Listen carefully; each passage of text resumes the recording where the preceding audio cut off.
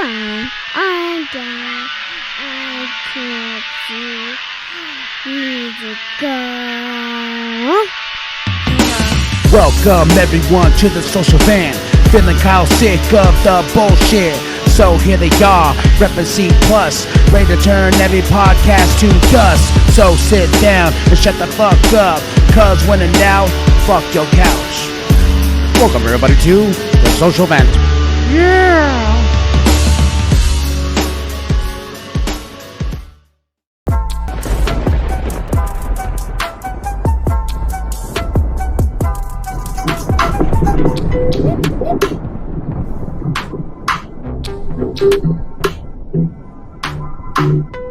Hey, guess what? I'm Shaggy Kudo. And I'm the other guy. And we want you to remember where to go. For the greatest podcast, right on Carnival Spirits. It's a YouTube channel. And you'll get right to it.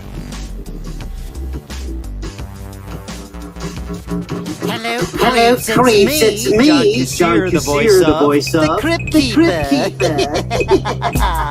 Sending a shout out to the BstMstR and the Juggalo family at Spirits of the Dark Carnival. And you can find them dead or alive at Carnival Spirits. They're dying to see you there.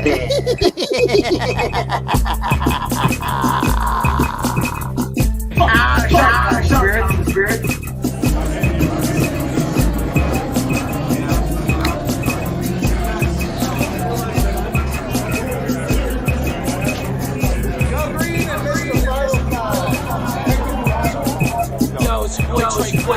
Shout out to the fucking Carnival Spirits. The gathering was peaceful, although one marcher did engage in some extremely ugly hate speech against the Bureau. But who can blame them? What up, Juggalos? Grab my Fago. Show on the road. Yeah, BstMstR coming up next. Honestly, it's crazy because I didn't know that you have to rap like that. I thought it was man. You kind of created that immersive world, kind of like storytelling universe. Dope. That's one of the ones you gotta sit back and just absorb the message. It was dope. I love it. This is BstMstR. Carnival Spirit with your own eyes. Son of a bitch. We got Carnival Spirits. Carnival Spirits. Hey. Let's get it. You're watching Carnival Spirits. Subscribe. Know what I'm saying?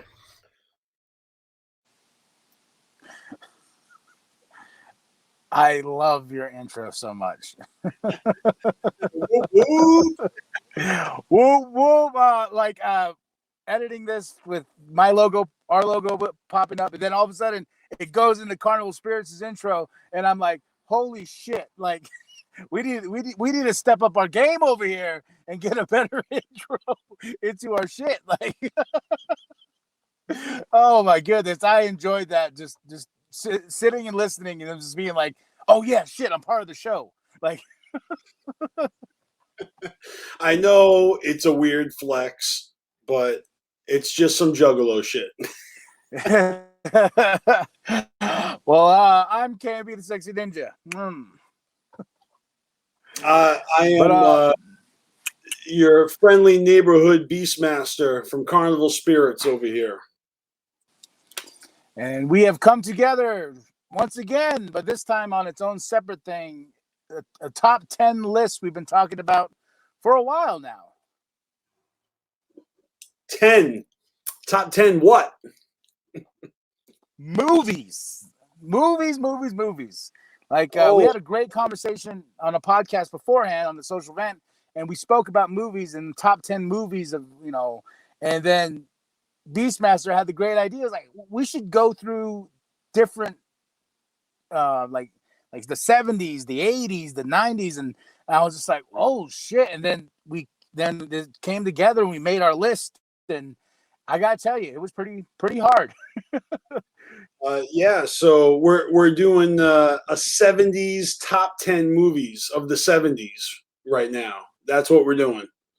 Yep. The 70s edition of the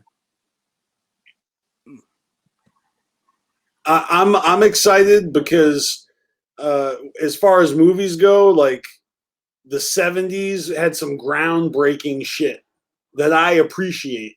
All right. That's all it is. I mean, there's good movies in the 60s and the 50s, or maybe not so much in the 50s, but movies in the 40s were a little boring to me. We could have started in the 60s, but I think the 70s is a nice place to start because there was some groundbreaking shit. Well, if we went back and been like, let's pick the 20s, like black and white, no audio. I wouldn't be able to give you a top 10. I wouldn't. I would have probably given you one, even if there even was a one. Look, I have a movie collection that I'm building, and it's digital. Like I'm building a digital, catalog.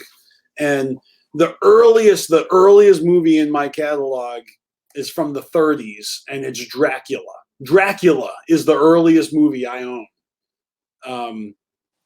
And a lot of those the Wolfman and stuff. Yeah, a lot of those early movies that I own are horror movies. The 30s, they were coming out left and right with horror movies. All right, so we're gonna start off like we did last time. Go back and forth. Like I would say, you'll go first, then I'll go, and so on and so forth, and we'll talk about the movie itself. All right. I don't know what order I should go in because I don't have I didn't put them in order. So I didn't put them in order either, but I did put off 3 in a section just so they're there together once we get to that. But I'm just going to go in the order of the list I made in front of me. Well, I'll go in order of the list I made because I made my list in a chronological order fashion where I started with the earliest movie and then I added to it. And I eventually ended up with, like I said, I think 16, but it was difficult, but I shaved it down to a top 10. And I know last time I had this policy where if I had a director, I would only allow one movie by that director in my list. I didn't use that policy this time, but I remember that policy. But I remembered that policy after I picked the 3 that we'll go into later on. Because I know.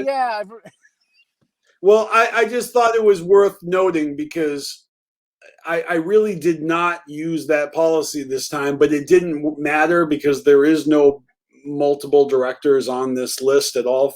But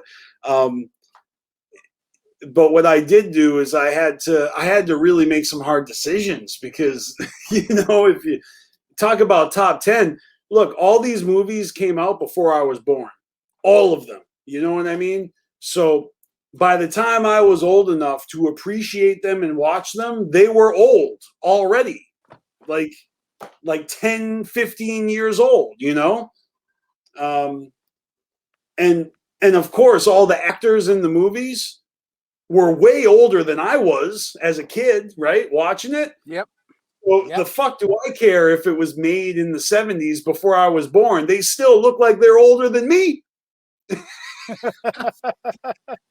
So I kind of like looked up to these actors and eventually when I got older, I started to look up to the directors. You know what I mean? And I think that this I think that's where the movie nerd in us come out. It's something like we watch these movies and then I remember like watching the credits on everything and just being like, who's that guy? Like, what's that name? Oh, that's directed by. Then you go do your research and you look it up, and then you're just like, oh, he's also done this film, and you go and grab that film. It's just a chain reaction of being a movie nerd. Well, let's just say that, and I'll get into my list in a second, but last thing I'm going to say is out of 10 movies on my list, only 3 of them have an inconsequential director that I don't know anything of. You know what I mean? That means 7 of these movies are like, early movies of some of my favorite directors of all time. So anyways, with that being said, the first movie on my list is none other than from 1971. This movie, I think everybody in their mama knows this movie because it's family friendly. You know, that means kids and adults, I think, enjoyed the fuck out of this movie for decades. And I'm talking about none other than Willy Wonka and the Chocolate Factory. Oh my gosh, that was on my list, but I don't know why I strayed from it. Yeah, I probably should have said this as well. In order to make sure we didn't have duplicates, you shared your list with me, and so it was very easy for me to basically omit those 10 movies and build my list. But a lot of the movies on your list could have been on my list, man. You know, so and this movie here probably wouldn't have made the cut if movies on your list were not taken away from mine. You know what I mean? Candy is dandy, but liquor is quicker. So, do I have to actually explain Willy Wonka and the Chocolate Factory? Like, forget about Johnny Depp and Tim Burton. Right? Tim Burton's the shit, but this is all about Gene Wilder. Gene Wilder. This movie itself, I would say, is so like as you get older, you get the jokes more. Especially when he, you know, it's just like that adult humor as it goes up. You're like, oh, as a kid, that flew over my head a little bit, you know. And then as like you grow up, you find more little things in Willy Wonka that are just so magical about it. Like, you know, it's something too. You can't skip anything. You put the movie on and you're sucked in. Yeah, it's a great story. It's a well-made movie, you know, from its time. I mean, look, 71, so old, you know. I think that this movie was kind of looking at all the movies before and after it, like there's nothing like this, you know. It really an achievement, but it's just a good story. I hear that there's some like perverted, risque, you know, subtext to the snozberries, because I think in the novel, I think in the novel version of the story, you know, the novelist, the author specifies that something about snozberries that are, anyways, it's probably not suitable for children's ears, and you know what? That's fine. In the movie, they still say snozberries taste like snozberries or something like that. Yeah. I want it now. As for like, I just think of all the great songs in there, you know. Oh, the fucking Oompa Loompas, bro. The Oompa Loompas. Oompa, oompa-dee-doo. That's why I didn't like what Tim Burton did. Like, I don't know what Tim Burton was trying to do with Charlie and the Chocolate Factory, but I was just like, man, like it holds no candle to this movie right here, Willy Wonka and the Chocolate Factory. You weren't feeling it? You didn't like the reboot? I did not like. I walked out of that movie, and I have a love-hate relationship with Tim Burton. Like, yeah. It's one of those things where I went and watched it. I was like, oh, what, like. And it's like Johnny Depp's character, just the way he was portraying Willy Wonka, just didn't sit right with me. You know, like that movie just does not sit right with me at all. This movie, I over and over again. I agree with you that it's a little awkward. Like his portrayal is like this, like walking on eggshells, you know, thing. I don't know how to describe it. But I got two stories about the remake of Willy Wonka. One, I saw it in the theater, and whatever the hell I was drinking, whether it was soda or beer, whatever the fuck I was drinking, I had to piss so bad that I had to get up and go take a leak, during the movie. And I just remember that, I just waited until I couldn't wait no longer. And then when I finally did it and I came back, I missed the first song by the Oompa Loompas. I came back and they were just finishing it. And I was like, oh, fuck, I missed the song. Anyway, regardless of how I feel about it, that's just a thing I never forgot. That stuck with me. I'm like, I can't believe I missed the first song and obviously when I saw it again later, I paid attention because I'm like, oh, I missed this the first time. Well, you weren't missing much though. So after a while. Right. So here's the second story about that movie. I have a sister. Okay. And I guess this must have been the following Christmas after that movie came out. I don't remember how long ago that came out, but early 2000s, maybe. Maybe a little bit late 2000s. Late 2000s. Okay, might be.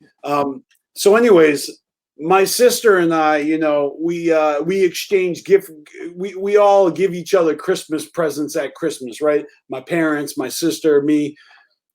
This one particular Christmas, this means nothing to no one, but it's just cool to me because it's such a weird coincidence. I gave my sister a DVD of that movie, Willy, Charlie and the Chocolate Factory, the Tim Burton version. I didn't know. I honestly don't know what to get my sister for Christmas, so I got her that. Turns out she got me the same fucking thing.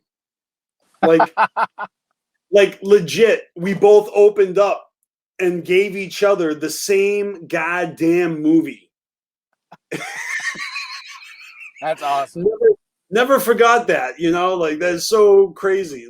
I didn't buy it for myself. I bought it for her. She bought it for me. So we both own it. All right. That's why. That's why I love movies, and I love the idea of it creates more stories than in the movie itself, and other stories in your life that results to that movie. Like this one here. I'm gonna jump in right in mine. I picked Death Wish, 1974, starring Charles Bronson, introducing Jeff Goldblum to the world, and his character was named Freak Number 1. Nice. And it was directed by Michael Winner, and he also directed the second one and the third one. And then the fourth one was directed by J. Lee Thompson, and then they did a fifth one by Alan A. Goldstein, and then they did a remake of this movie in 2018 with Bruce Willis with Eli Roth. So, but Death Wish itself was one of those movies that I thought was groundbreaking in the idea of a vigilante. The idea of a man breaking. And about, because in the starting of just to get real, if anybody's never seen Death Wish, it gets pretty gruesome when his wife and daughter pretty much get murdered. And the wife dies, the daughter lives, but the wife gets raped and by these hoodlums that come into their apartment and this and that. And then Charles Bronson's character, he goes, it's very tragic for him and has to put his daughter in a mental asylum because she loses her mind. Then he goes to Arizona, of all places. He comes to Arizona, and he tries. He's a what do you call them? Not a landscaper. People who build buildings, like a construction worker. Yeah, that's what he did. And then when he went back to Chicago, the one of the guys he was working with gave him a gun, and then one night he goes out. He just has this kind of mental break in his head, and because before he went to Arizona, he got a sock full of quarters and beat the shit out of some bad guys. And then when he went to Arizona, came back with a gun. He went to war with the bad guys, And then at the end of the movie, he flees, and then continues on to the next sequels. But I'm just saying, it's just funny how this movie was kind of just revolutionary in that idea of the vigilante. Was that really the first one? Was Death Wish like the breakthrough vigilante flick? I would say personally, just because like I was looking at movies at that time, and then the vigilante of him just taking the rules into his own hand and going to a war with a gang, at the end, and the idea of explosions and stuff like that, and then he has to flee, and then he just starts this crusade of just being this vigilante throughout these other movies and other towns, like. Because I think I got it backwards. Either he was in Detroit and moved to Chicago, or he was in Chicago and moved to Detroit in the second one. Then in the third one, he goes to California. And yeah, so it's just kind of funny how it's like he just starts going, and he goes there for the weirdest reasons. Like in the second movie, his daughter dies, and he goes to a war with a gang because she gets killed. By going off this rail and getting plummeted into a fence or whatnot by this gang that was trying to chase her and rape her. And then he goes crazy and kills these guys. And then and I think in the fourth movie, he goes and visits a friend. I forgot where, but he goes and visits a friend, and his friend gets killed by this rival gang or whatever. Then he goes to war with that gang because they killed his friend. And I just kind of like the idea of Death Wish. Wherever he goes, death follows. Right. I get it. And that kind of feels like a formula that was pretty much copied over and over again in so many movies. and I will say the remake, I was against the remake because Death Wish is one of my favorite movies. And when they said Death Wish with Bruce Willis, I was like,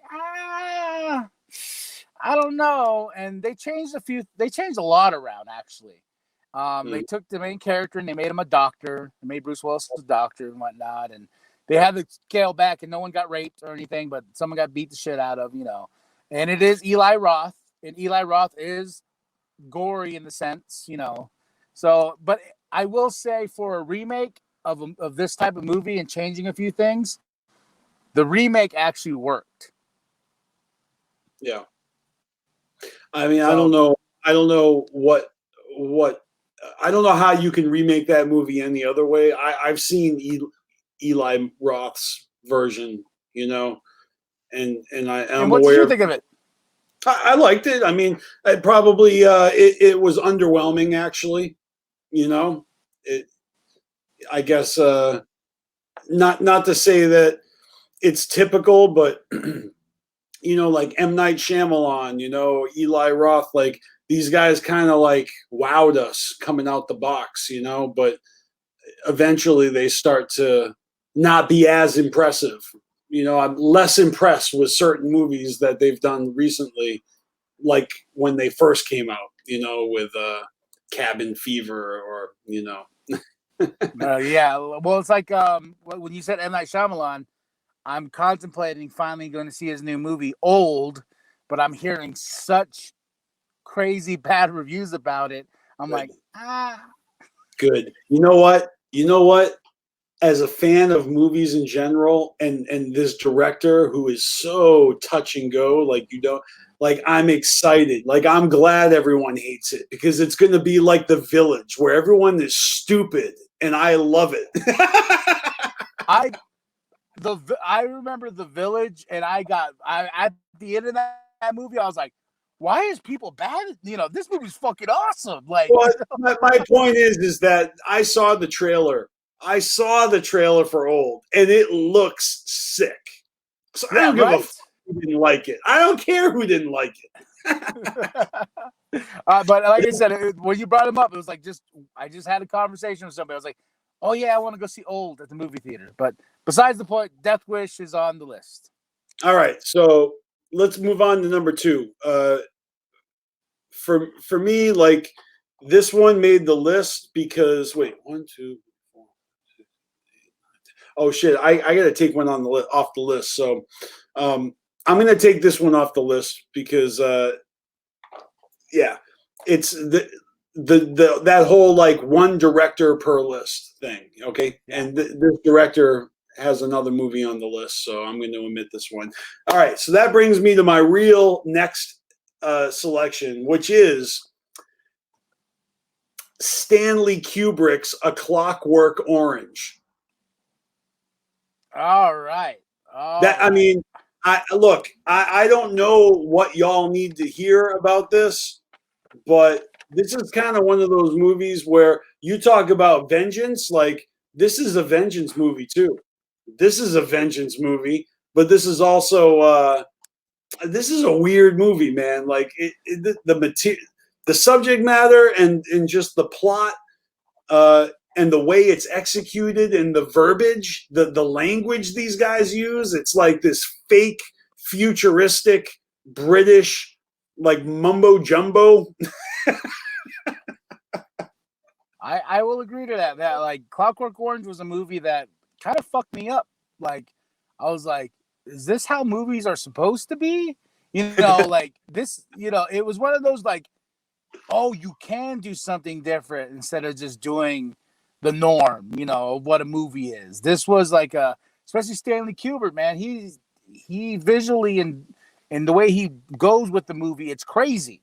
And Clockwork Orange is a testament of time of any up and coming director being like, hey, you can do you know, and be strange and be odd and be weird. And that's what sparks, you know, inspiration for other directors like, God, well, I can't think of his name. The guy that created Twin Peaks. Oh, yeah.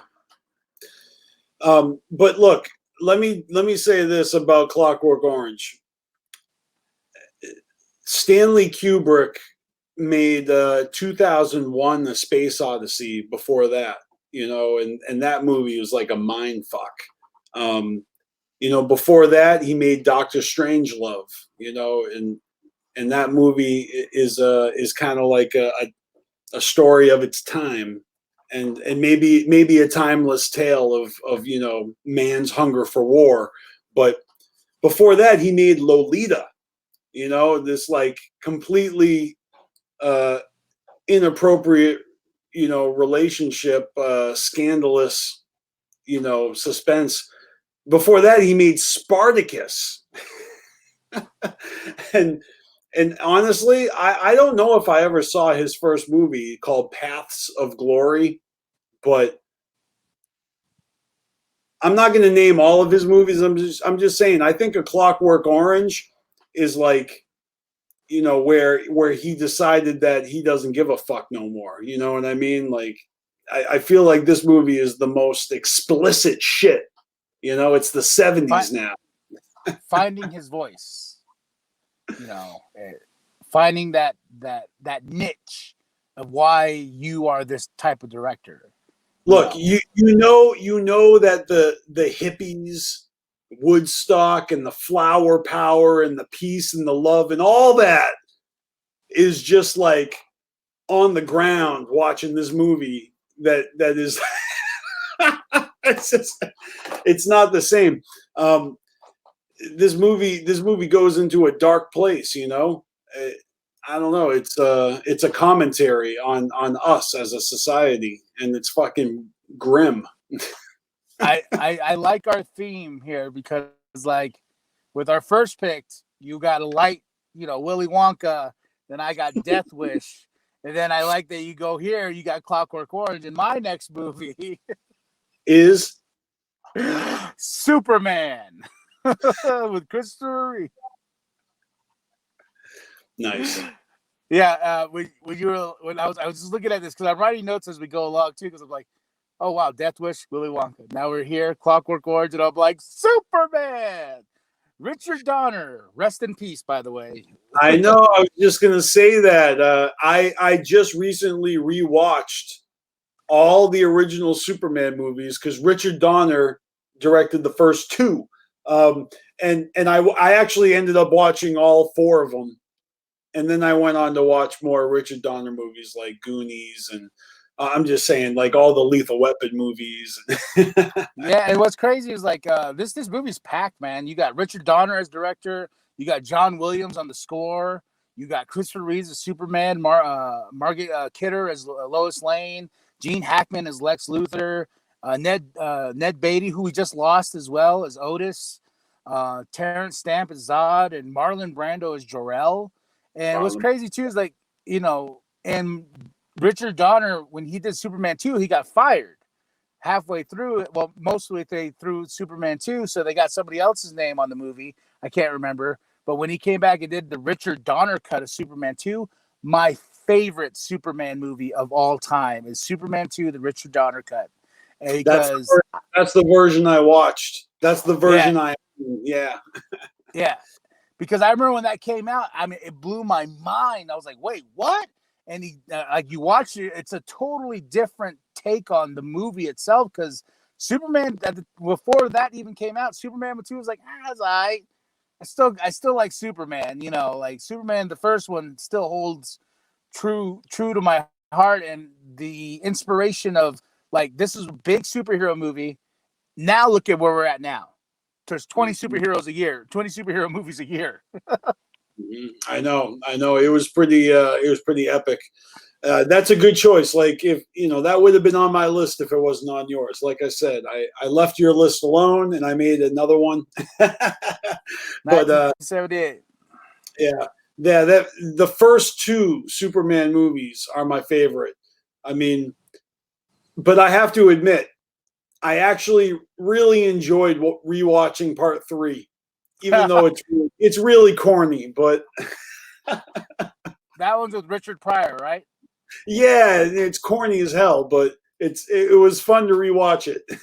I watched a really cool thing about that because that one he's facing the computer, right? That where he has to face the computer.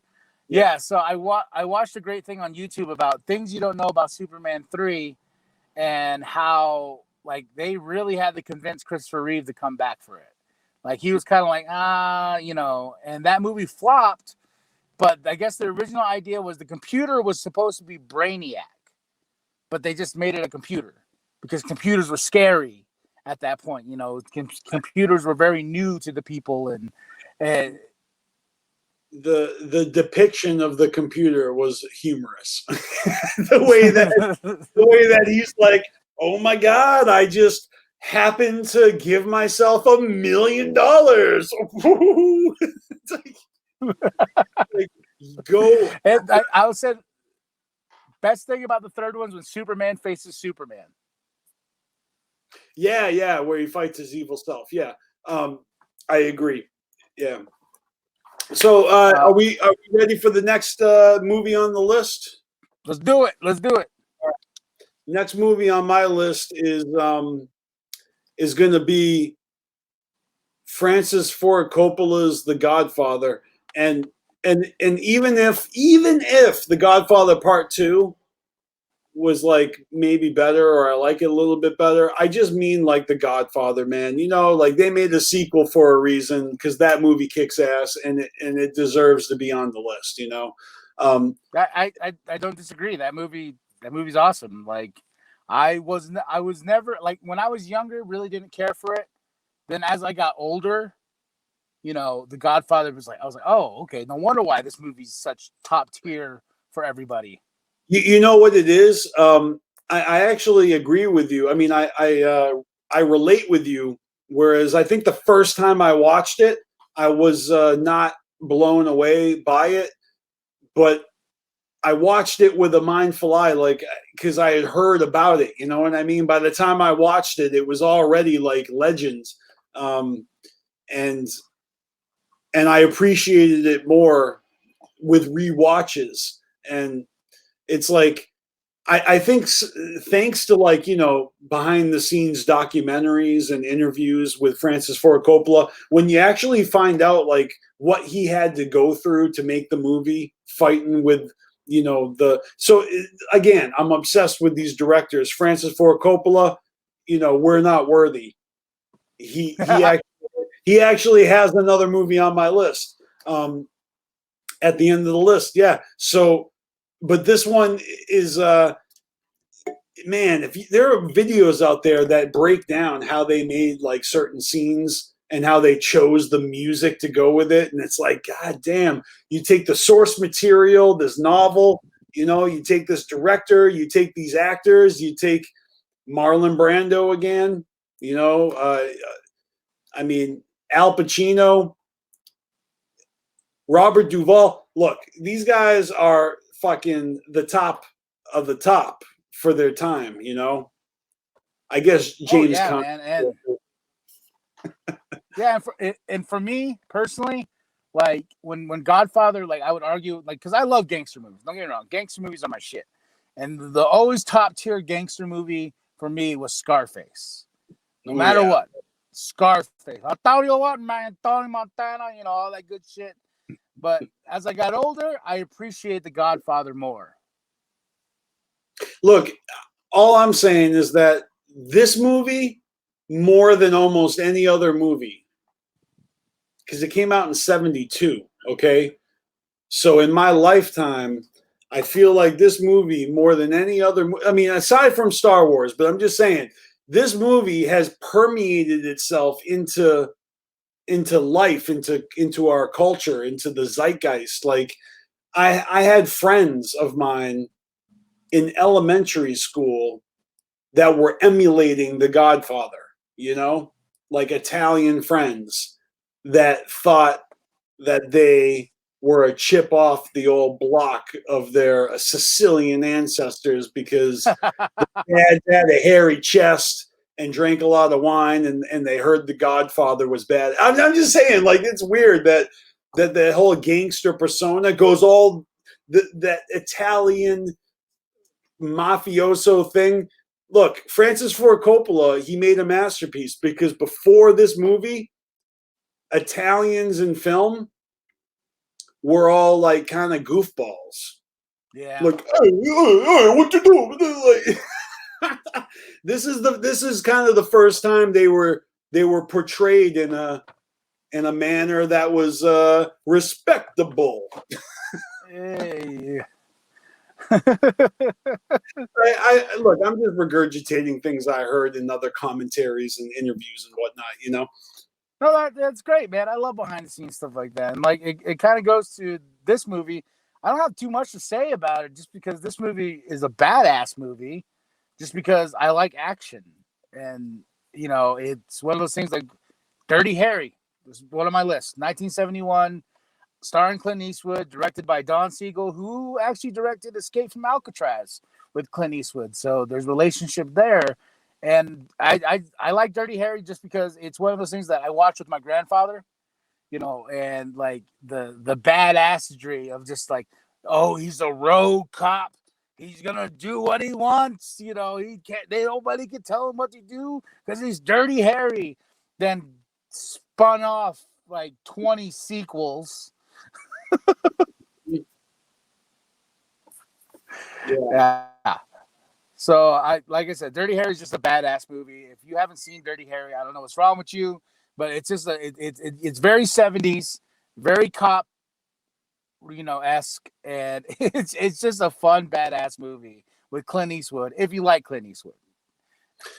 Oh, I like Clint Eastwood. In fact, the movie that I just skipped because I had 11 on my list and I had to skip one. Well, that movie was Clint Eastwood's debut directorial feature, Play Misty for Me. We just lost Jessica Walter recently, and she was the villain in that movie.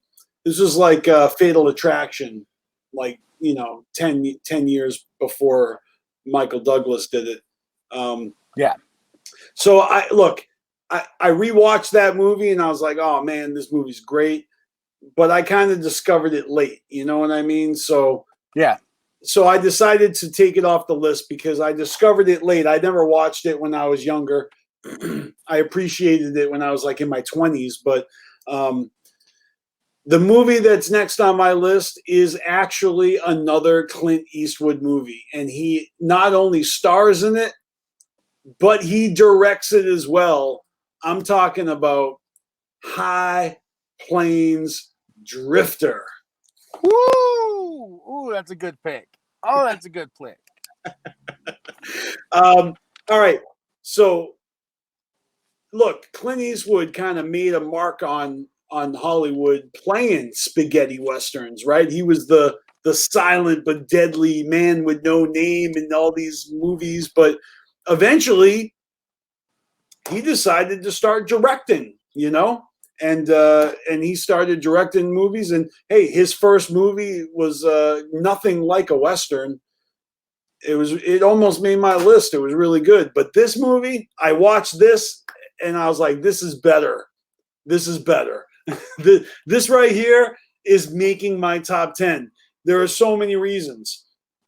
He is so badass in this. The whole town is shaking in their boots, literally. And the ruffians, the rapscallions that are not afraid of him, they get a walloping like they've never seen. Like dude's sitting in the barber chair getting a shave, and he has a gun underneath the apron, and he just shoots dude in the forehead. He blasts them all away, and then he comes back and gets a bath after getting laid. Like, I don't know. This might actually be a little outdated and a little inappropriate current like a post Me Too world, but what's crazy is like I love westerns.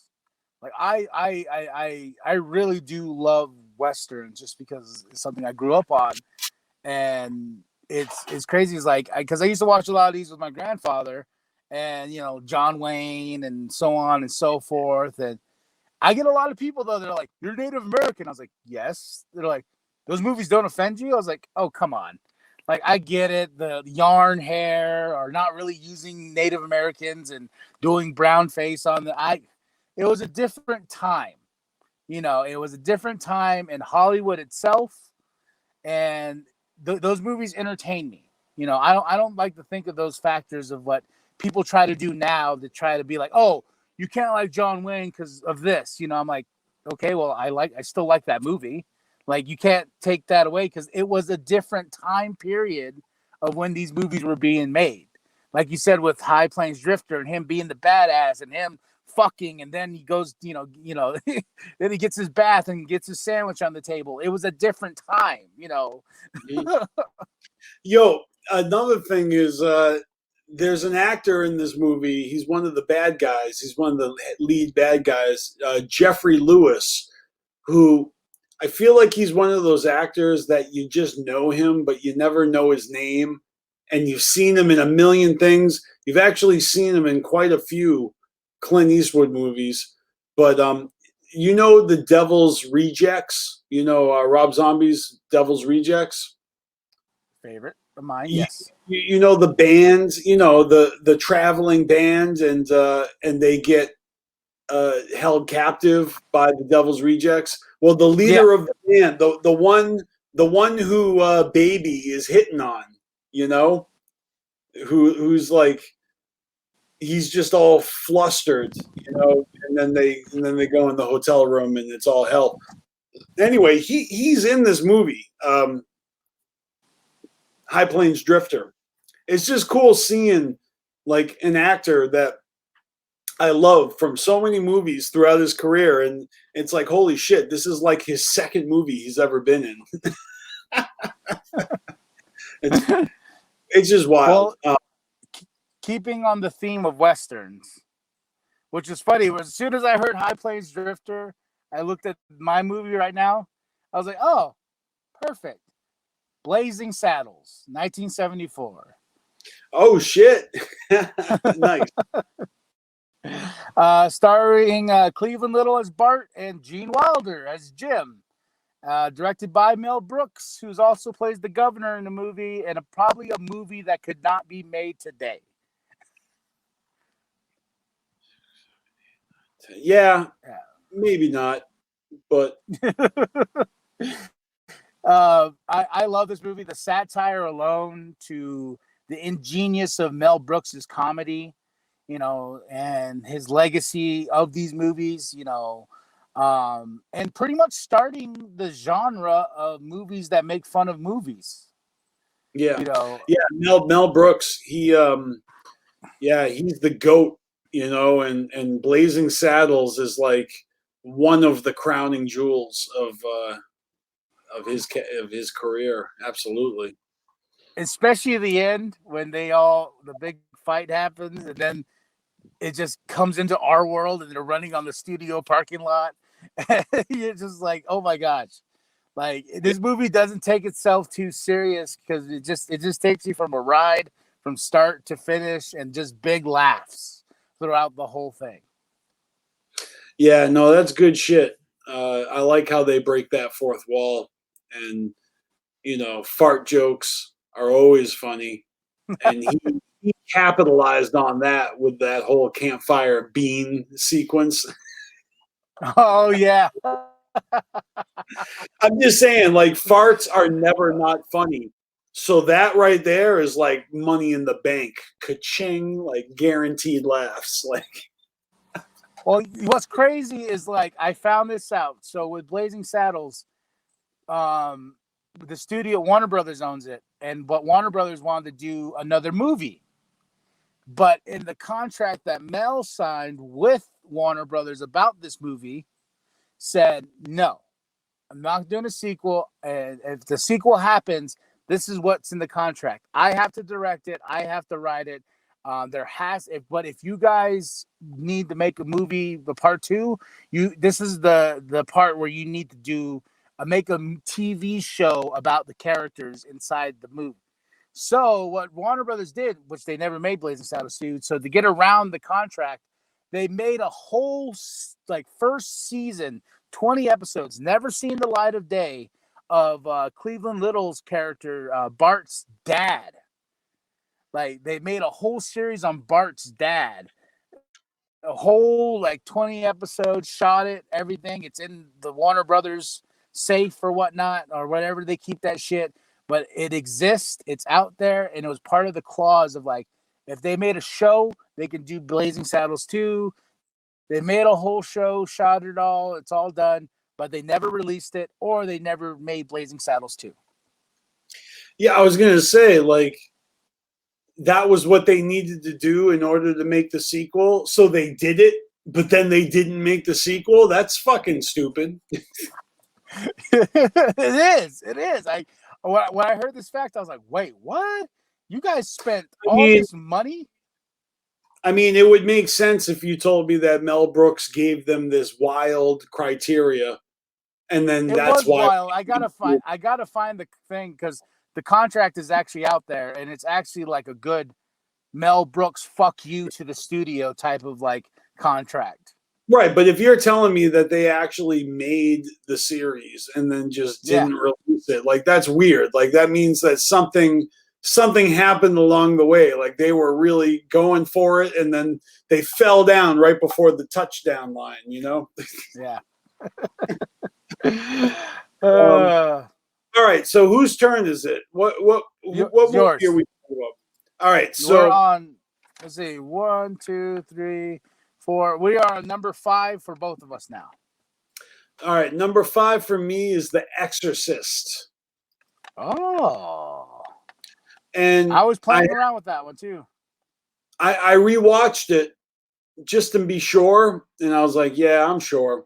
This movie's got the goods. It's a little long, and it's a little drawn out, but it's got some scenes that are just fucking killer. And for 73, this movie shows you some shit that you ain't never seen before. And I love how some people today are like, yeah, I watched The Exorcist and it's not scary. I'm like, yeah, but try watching it back in the 70s, because today we're so desensitized. The pace and the scale and the explicitness, I don't know. This movie, it wasn't even meant to be a horror movie. This is the way movies were. And then some fucking wild ass shit happens, and it's I appreciate the fuck out of this movie. My favorite out of all of them, and I like 2 and 3, but I like the prequel they made years later. I like the prequel they made, but one was that is like Exorcist: The Beginning? yeah, I like that. Yeah, that. Yeah. That, man, we are on points with these lists, man.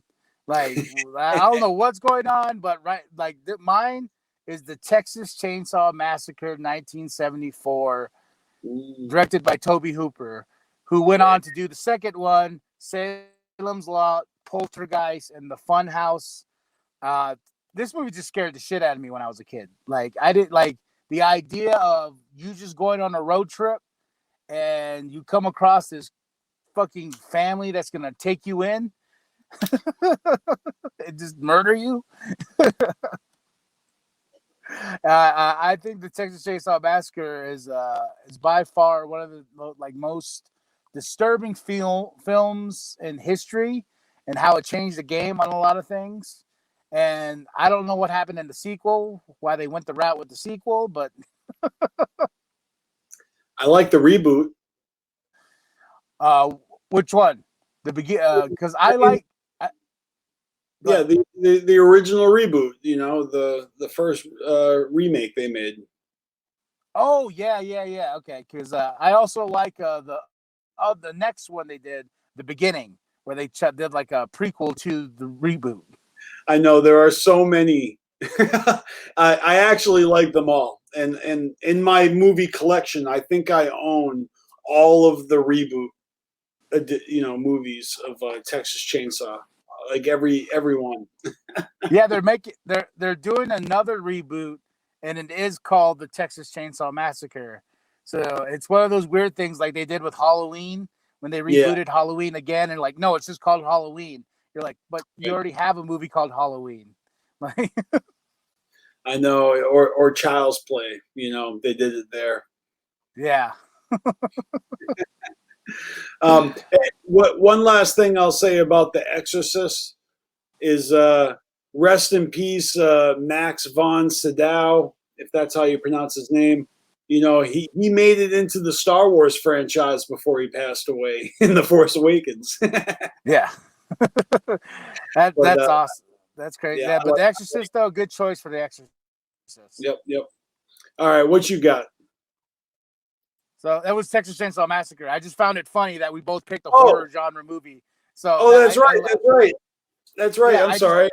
No, you're fine. I just found it so funny because we were like, we went from light to dark, then dark to light, then we're like, to westerns, and then we go into horror, and like, because I didn't even know your list. That like I gave them my list in advance, and right. Your list, it's a surprise. I'll tell you this. Every movie on my list from here on out is dark as fuck. All right, let's get into that next one then. The next one is Jaws, motherfucker. Jaws. Ooh, I had that. I was playing with it, but I was like, This one is easy, like top 5. I watch this movie every year. Kind of like Star Wars, I make sure it gets watched every summer. This year I couldn't even wait for summer. I think I watched it in the late spring.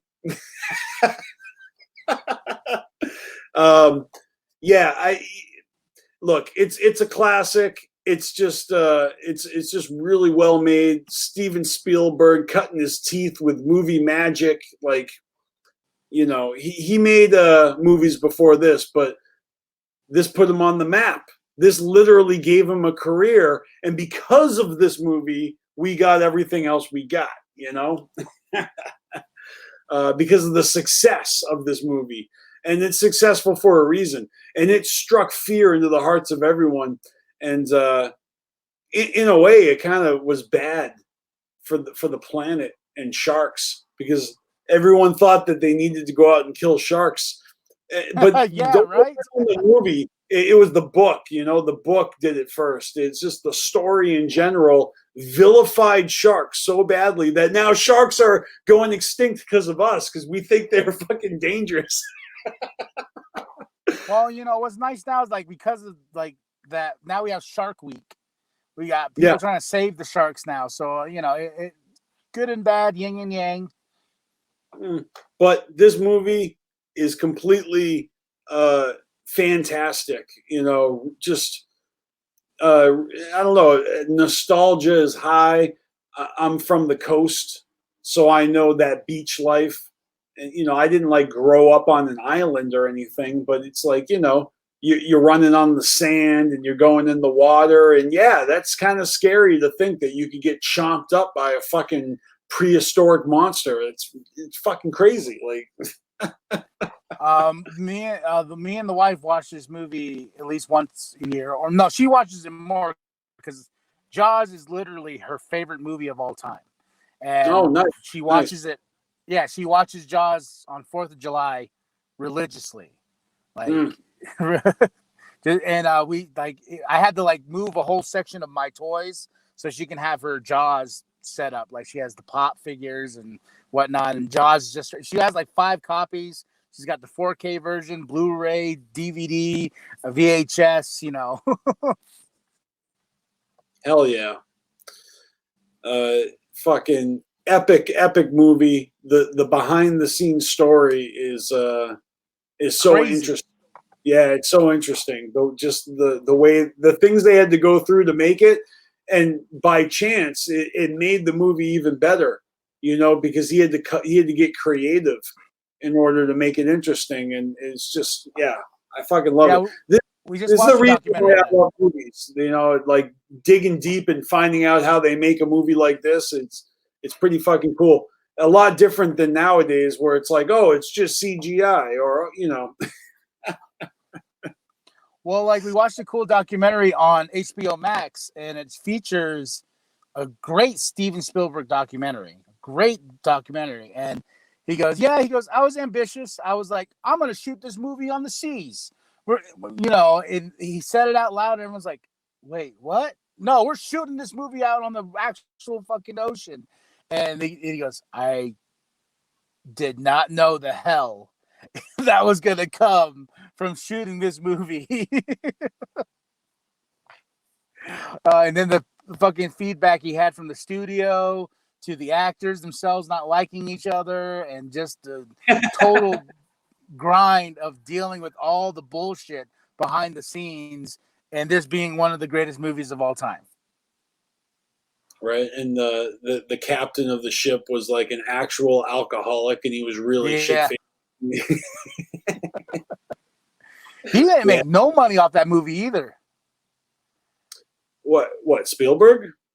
No. The captain. He he was like so far in debt, and then when he did the role, like all the money he got from the role went to his lawyers because he was going through a divorce and some shit like that. Like, he didn't make no money off this movie whatsoever. I'm just looking at his catalog here. He was in From Russia with Love. Yep. But yeah, Jaws, good choice, my friend. Hell yeah. All right, what you got? I was contemplating back and forth why I picked this movie. Like, I like this movie, but I'm not like love this movie, you know. But I think it's just because the Juggalo in me had to pick this movie. Okay. The Wiz, 1978. Oh, The Wiz. Great movie, fun, and I think a lot of the aspect goes to Wizard of the Hood, because there's a lot of great samples he takes from this soundtrack, you know. Yep. And I think that's the only I was like, okay, because honestly, I'm looking at my list. There isn't a number 11, and the number 11th movie on my list, let's see, was Jaws. Like, but yeah, The Wiz, it's just classic Michael Jackson, taking a whole new take on the Wizard of Oz story itself. I would say superior in music wise, you know, entertaining as fuck, very colorful, and it was directed by Sidney Lumet, who really didn't do anything after that, but his last movie that I remember watching was Before the Devil Knows You're Dead. So but yeah, so 1978, The Wiz. I I believe Quincy Jones produced the music for The Wiz, and there was a documentary that I think Dr. Dre made about Quincy Jones, and so they went over his whole life, and I remember that when they did The Wiz, Michael Jackson is whatever he did in there. Quincy Jones went up to him and was like, "Hey, when you're ready to go to make an album, you come to me. And when you're ready, you come to me." And I don't know what year it was, but yeah, Off the Wall, that was Quincy Jones. Like he made Michael Jackson, but he saw the talent in him in the making of The Wiz. And he was like, when you're ready to fucking to get serious, and you come to me, and then the rest is history. Yeah, let's leave that Jackson 5 bullshit in the back with your abusive father, and let's fucking change the course of history with music. Starting with Off the Wall. So yeah, but it all started with The Wiz.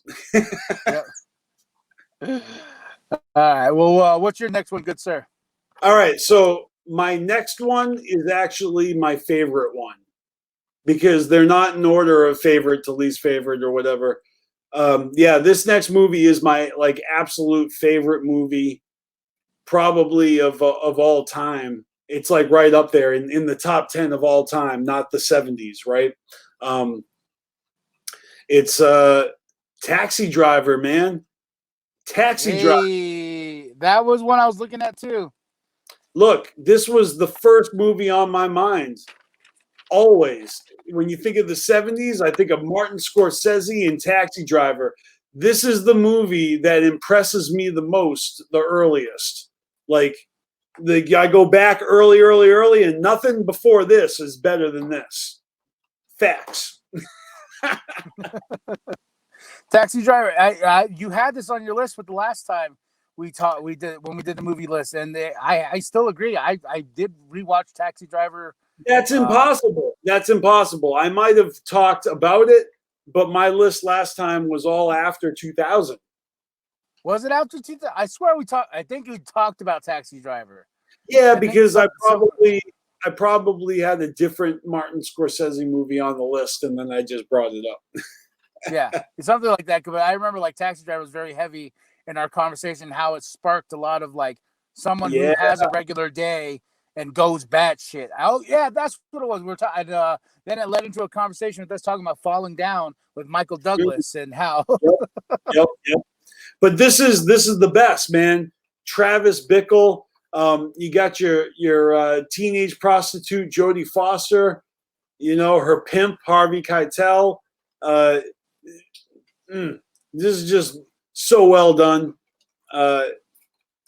Just the highest marks. I rewatched this movie multiple times a year, to a scary level. Maybe this movie just gets put on, and it's on, and it'll be played twice in fucking 1 week for no reason. It's weird. I love this movie. I'm not afraid to throw it on like a record that you just want to hear your favorite song again. This movie will get played. Yeah, I would say that's how it is for my choice too. This movie's like that. I'll just throw it on just to have it on, just because it's a timeless piece. I'm sorry to interrupt, but it's also the music, with the saxophones or whatever, or the trumpets. I think they're trumpets. So this movie, I know I can put on and fall asleep to. It'll lull me to sleep.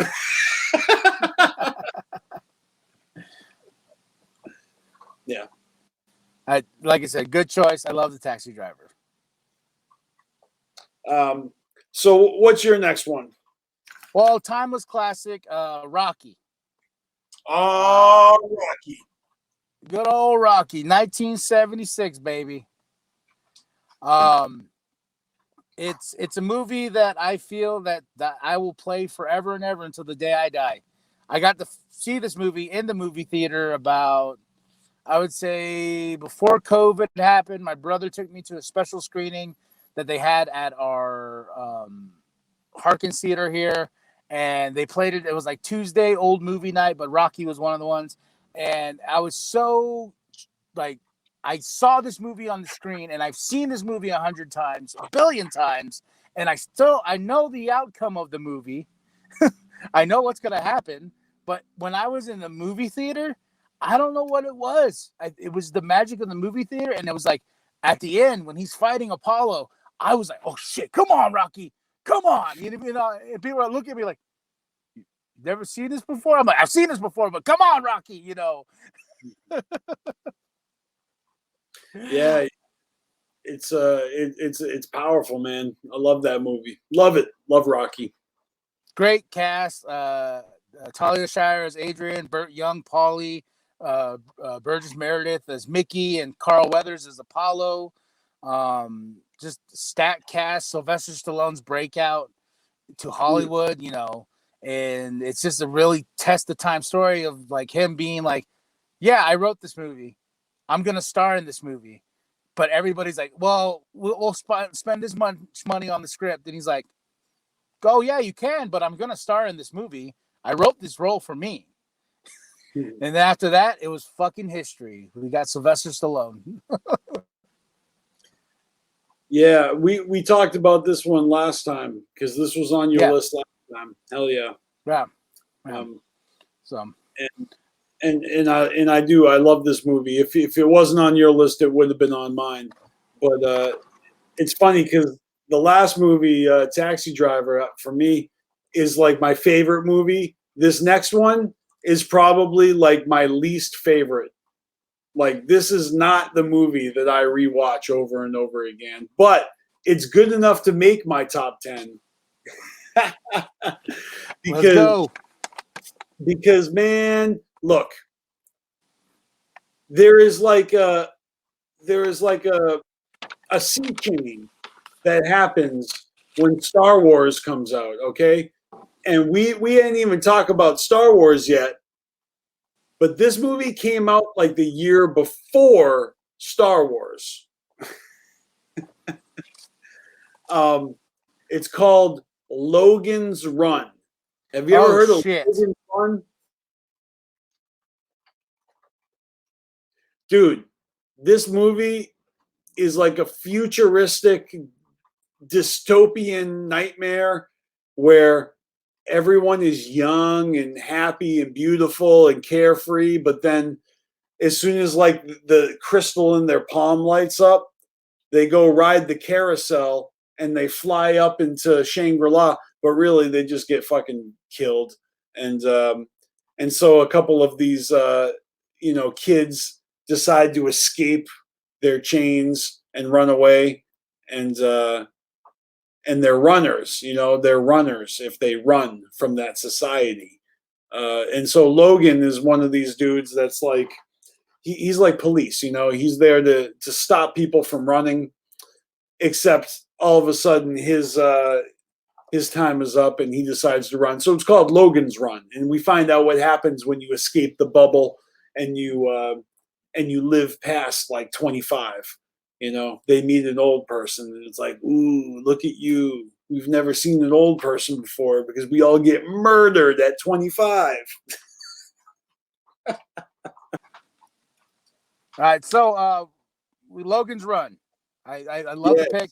It's been a minute since I've seen that movie. I'm probably going to go back and watch it again. Yeah. This was kind of a movie that it kind of found me at the right time, in my teens when I had all that young energy and angst. And I was like, yeah, this movie gets it. Way back in the 70s, this movie gets it.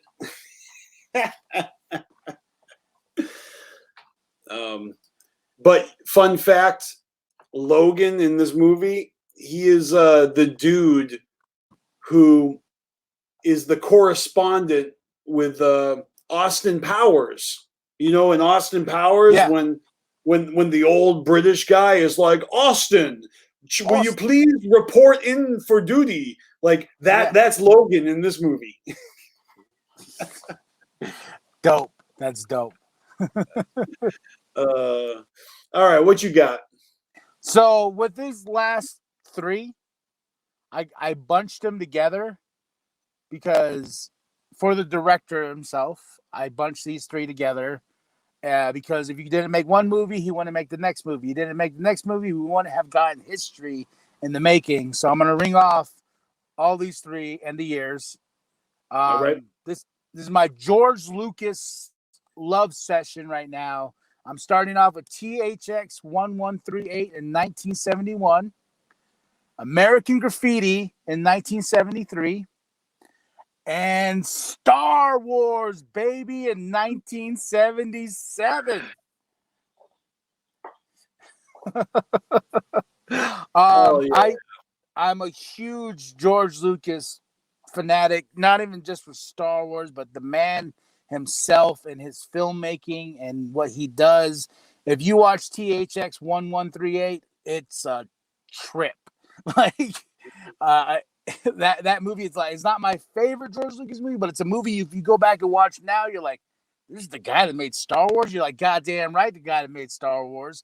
Then when you get American Graffiti, a good wholesome, type of like about the life in the 50s and whatnot, and starring Ron Howard, and it's just, and then Star Wars, happens, and it's like with Jaws in 75, and Spielberg and him great friends, and Star Wars was on horizon, and Star Wars was George Lucas's breaking out point, and I find it so crazy. Like after Jaws came out, 2 years later, we got Star Wars.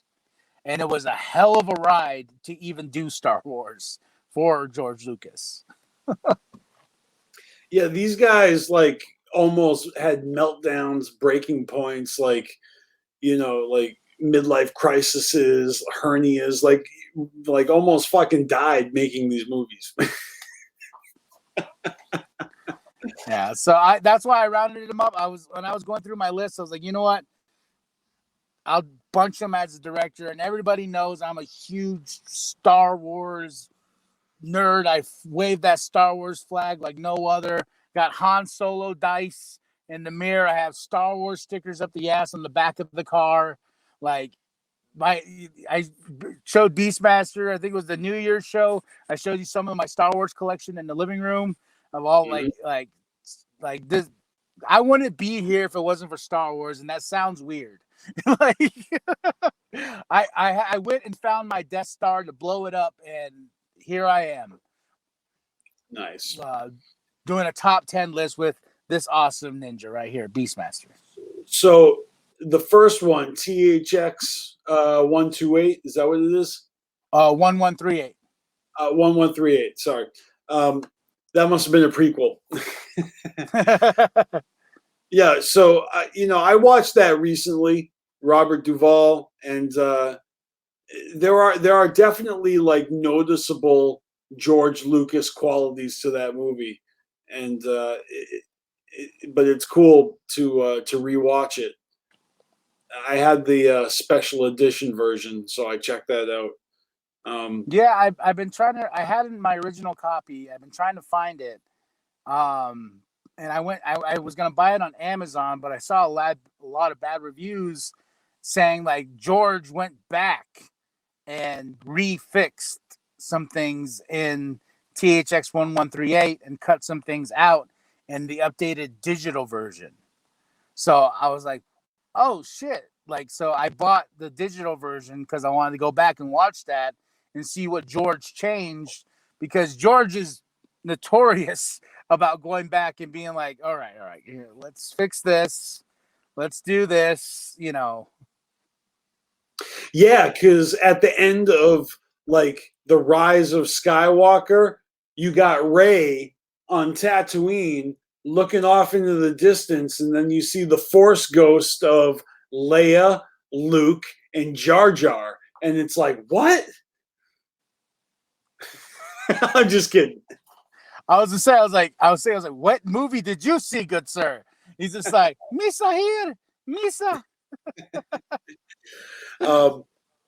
Look, I'm the biggest Star Wars fan ever, and I almost kept the movie on my list just because it was like worth talking about twice as much. But the fact that the last 3 movies on your list are all George Lucas movies is pretty epic, and it's so true. He is just the shit, and I think maybe those earlier movies now maybe aren't as appreciated by, you know. Well, that's the thing, man. Is like the prequels. I think they aged pretty well. And, because like Revenge of the Sith is my shit. No, I don't mean those. No. I mean the movies. Sorry, I should specify. I meant movies that George Lucas made prior to Star Wars, like American. Yeah, like I watched. Yeah, you know, I watched American Graffiti the other day, and I was just like, man, it's like this dude can do it all. But he was also skeptical of himself, and he didn't like Hollywood. He that's why he created Lucasfilm. The funny, ironic part of that is that American Graffiti, the way that he made that movie, he like wrote the scenes to the music. He would like put the record on and listen to the music and write the scenes. I remember him saying so.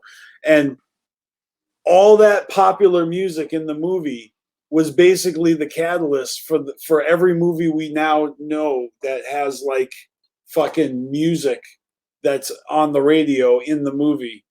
It used to be all orchestras and fucking, you know what I mean? Like before American Graffiti, you had like actual composed music in your movie. After American Graffiti, it's all pop music and top 40 and, you know. Guardians of the Galaxy. Yeah, 100%. I'm just saying, like George Lucas really has his hand in more than you even realize, beyond like all the digital shit with it's just so the fucking Skywalker Ranch and Pixar and all that shit. Yeah, if you go now to a movie, I bet you $100 you will see the movie was mixed at Skywalker Ranch. Or, Industrial Lights and Magic was used in some certain way. What he gave the Hollywood itself from here on out is revolutionary on the way filming has been done, to the digital equipment that they use now for these movies, to CGI. It's crazy. Do you like, or do you reject in like the original version, like how he restored Star Wars? Like, you know what I mean? Are you one of those people that prefer the original, or do you like the way that he restored those movies? I watch the unaltered cuts more than I do the special editions. Yeah. Because I feel like they still stand the test of time. Like I watched the unaltered cuts, and I appreciate the special editions now. I remember that whole debacle of who shot first, and the arguments of him, what he added. But I was just like, it's his movie. He understood what he wanted to do. Then if you look at the prequels, totally different tone to the original trilogy, and it's Luke, because Lucas, he's a rebel on his own, because he's like, I'm going to do me. And if I'm going to go back and touch my movies again and redo things and shape them the way I want, because I didn't have technology, well, I'm going to fucking do it. Want to know why? Because I'm George fucking Lucas. Exactly. I mean, he gets the pass, and look, there's a quality to George Lucas that is a little campy, like Howard the Duck campy, and you see it in some of his some of his space monsters are goofy as fuck. Like, I'm just saying, Jawas, Ewoks, like, they're walking teddy bears. All right. So everyone has a right to their opinion. And even though I love all of it, I can understand where some people are like, fuck that goofy shit. Well, it's like when people were reading the script for Star Wars itself, they're like, who talks like this? Right. You know. But it's a movie. That's the thing, is like, and that's why I love all the actors in Star Wars, because they sell it. You know, Princess Leia, Carrie Fisher, they're the same. They're one and the same. I love Carrie Fisher because because I've been in love with her since she was Princess Leia. Amen, dude. Like when she passed away, it was probably one of the worst days of my life, man. And like I actually had people come and check on me, like call me, like, you're like, you all right? I said, yeah, man. They're like, Carrie? I'm like, yeah. Like I was down. Like when she passed away, dude, it fucking crushed me. I remember where I was when I found out she died. Me too. But I was actually sitting in a car dealership about to put the pen to paper for my very first lease. And I just happened to be like waiting for them to photocopy something. And I looked at my phone, you know, because God forbid I can sit in a chair for 5 seconds without looking at my phone. So I look at my phone and there it is, you know, rest in peace, Carrie Fisher. And I'm about to get a brand new automobile. So I did the only decent thing that any Star Wars fan would do. And I named my car Leia.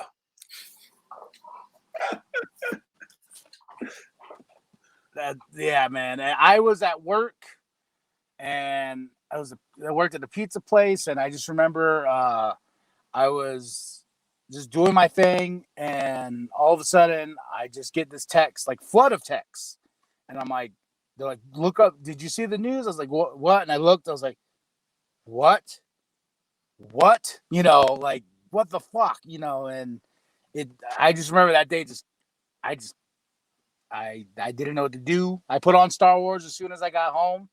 You know, I watched Empire, then I watched Return, and I was just like, damn.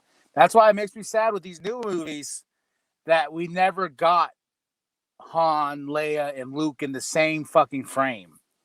Yeah. You know, that I feel like that was such a missed opportunity with the sequel trilogy that we never got those three on screen at the same time. You got to wonder if they were like planning on doing it, you know, in the third movie. They just weren't planning on Carrie passing away. Yeah. I feel like they had some sort of scheme where they was going to bring them all together, but they had to rewrite them, obviously. And let's think about how depressing the sequel trilogy is, because in the first one, Han dies. Second one, Luke dies. Third one, Leia dies. You're right. I never thought of it that way, but you're so right. They all fucking die. I rewatched The Rise of Skywalker recently. I mean, no point, just sharing that for some reason I decided to rewatch it. And but yeah, I'm ready to tell you about the next movie on my list, because I actually, since you did your last three, I guess I'm left with my last two. Yes. Let's roll with it. All right. So both of my last two movies are from 1979. Okay. So that means these movies came out when I was actually born. Finally. Every movie we've talked about so far all came out before I was born. But these movies came out, I was alive, okay? I may have been like less than 1 year old. But I was on this planet, breathing air, drinking milk, probably. Titty milk. Shit in my diaper, all that stuff. And one of the greatest movies of all time came out from director Ridley Scott. I'm talking about none other than fucking the original Alien. Man, devil horns up. Look, this movie at the time, maybe these guys were not known as they are known to me now, but it's like an all-star cast of Tom Skerritt, Sigourney Weaver, Harry Dean Stanton, John Hurt, Ian Holmes. Who else was in this fucking movie? That's pretty much it. Veronica Cartwright. So Alien, man, Alien. The Alien franchise is like one of my favorite franchises growing up. Like coming of age, like I was obsessed with Aliens and Terminator, you know, James Cameron movies, Arnold Schwarzenegger. But Sigourney Weaver in Alien and Aliens and Alien 3. I remember when Alien 3 came out, I was at the movie theater opening weekend. David Fincher, you know? I was all pumped up. That was my shit, you know.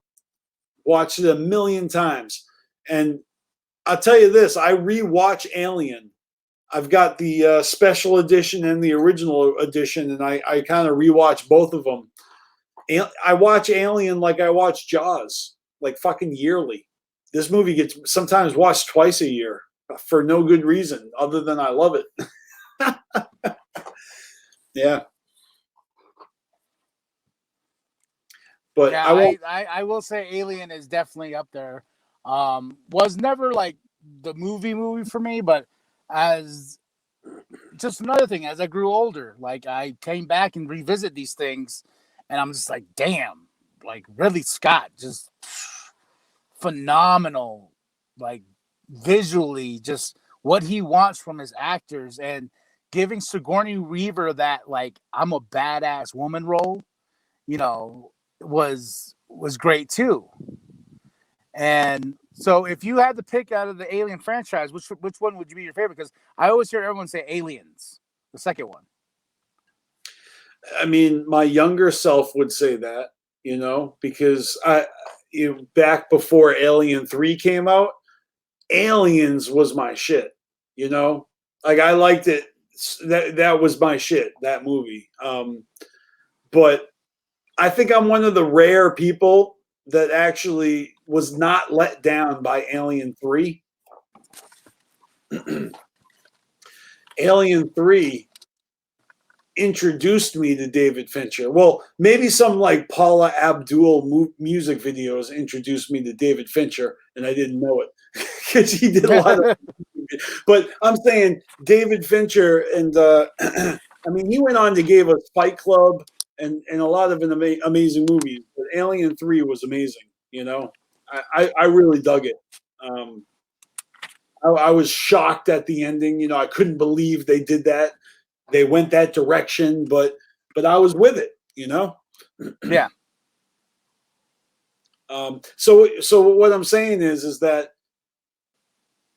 it used to be Aliens, but I'll tell you, Alien 3 is amazing. But yeah, Alien, I don't know. The first, like, you really want me to pick a favorite between these three movies? That's really hard, man. That's really hard. That's why I love you, brother. That's why I love you, because I understand when somebody comes up to me and they're like, pick your favorite child. I'm like, I only have the one, but still, like. Look, I'll try to be mathematical about it. The first one, honestly, didn't. I like the second one more, and rewatching it, I realized the second one is more action. It's you know, louder. It's got more characters and more personality. The first one's kind of slow and kind of like you're in the dark with the monster. And the second one, they're bringing the fucking army to blow the monsters away. So it's a whole different tone. It's like a military operation, and you know, as a kid, that was awesome to me. And part 3, there's some. I think that I could honestly say 3 could be my favorite, but man, You see, here I am. I'm going around in the endless cycle. This is like a vicious cycle. Cool. So, anyways, I'm done rambling about that movie. So we're into your final one, good sir? Yeah, my final one. Hold on, I lost my list. Well, I don't need it. I know what my last movie is. My last movie is Francis Ford Coppola's Apocalypse Now. Wow. All right. That's a heavy hitter to end the list with. Well, it came out in '79. You know, it's the end of the decade, and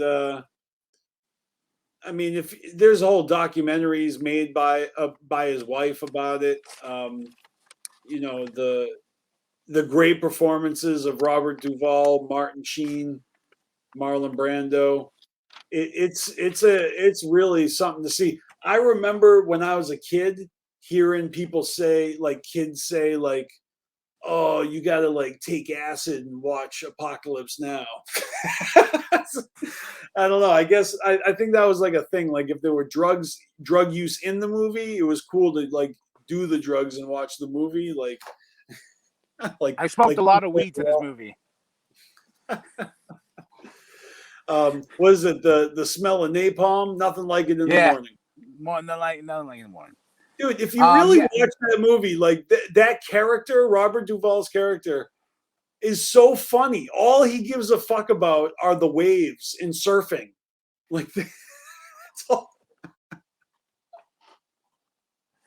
The first time I saw this movie, I remember being like, all right, I get it now. Because, you know, it was one of those things like it was recommended by some homies because we just talked movies and like, you should watch Apocalypse Now. I was like, all right. They're like, be stoned first. And I was like, okay. And I got stoned and I watched Apocalypse Now. That was my first viewing of it. And I was like, all right. I dig it, you know, because there was a good chunk of my life where I was just like, you know, I discovered movies that I've seen before, then I rediscovered them when I got older because I already knew of Apocalypse Now. And I remember, you know, my grandma watched it because she had the VHS. Then when I was going back as an older man and watching it, I'm like, all right, wow, you know. You know, there's some famous incidences in that movie. You know, they were really taking drugs out there in the jungle while they were filming that shit. And Martin Sheen had a real mental breakdown when he was like in his room breaking mirrors and bleeding all over the place. He was really cutting himself. Like so there's some dark shit in that movie. It's really well made. You should go see it, everybody. Like, go through this list. I'll have the list in the description below. Yes. So you can check out these movies. If you have not seen these movies, I'll have the posters popping up as we're talking about them, and hopefully you'll go check out these movies. I had a really good time. Thank you so much, BstMstR. We thank you, man. I had a great time too. But if you guys actually have seen these movies, I want to hear your thoughts on them. So tell me, out of all the movies you heard in this video, tell me which one's your favorite, or which ones would have been on your top 10 list that we didn't get mentioned today. Because that's also something I want to know. Is what did we forget? Like, we only gave you 20 movies, and yet we kind of slipped in other movies. We talked about more, but that's always the case. What movie should have made the list? That's what I want to know. Yeah, tell us in the description below. Let us know. Then after that, like and subscribe. Share it with your grandma, share it with your grandpa, share it with the bum down at Walmart. And show some love to BstMstR and Carnival Spirits. We're going to do another one of this, and the next one's going to be 80s. 80s. Yeah, baby. So I hope you enjoyed it. Like I said, just tell us your thoughts and everything in the comments below. And show Carnival Spirits some love. Give them, look at that. BstMstR. Ooh. Carnival Spirits has some great content too. Don Chaos goes live. He kills it. Anything you want to plug? Yeah, I want to plug Carnival Spirits. You know, we're gearing up for our 10-year anniversary at the end of the year. So, you know, make sure you're subscribed with notifications turned on, because you don't know what the fuck we're going to be doing in between now and then. Well, many more adventures, but I hope you enjoyed. I got to get rolling. Got a birthday party to go to. Little brother turned 28. I feel old now. Woo! Nice. I'm KMB the Sex Ninja. I'm BstMstR. And when in doubt, fuck your couch.